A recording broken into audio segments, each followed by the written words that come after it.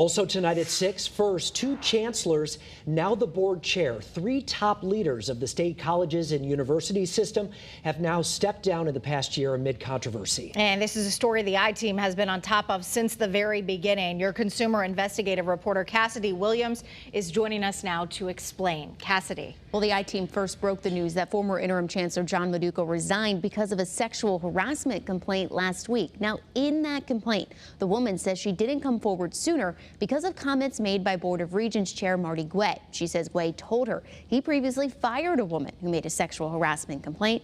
Today, Guay resigned. In Marty Guay's resignation letter to Governor Ned Lamont, he writes, "The Board of Regents and I are in full support of the independent review process currently underway, and I'm confident it will be conducted thoroughly and transparently."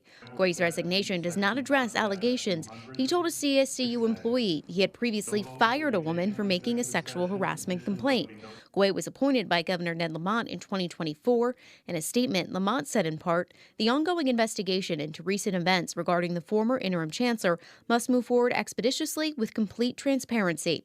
Anyone found to have failed to follow proper processes and procedures should expect to face the appropriate consequences." State Republicans also reacting tonight, sharing they have sent a list of questions about what happened to Governor Lamont. Senate Minority Leader Stephen Harding saying in a statement, "Governor Lamont owns the ongoing CSCU mess, and we await the answers we are seeking." So what happens next? The CSCU board is hiring an outside firm to conduct an investigation into the sexual harassment complaint against Meduco, and everything surrounding it. Will be requesting that report as soon as it is available. Your consumer investigative reporter, Cassidy Williams, Channel 3 Eyewitness News.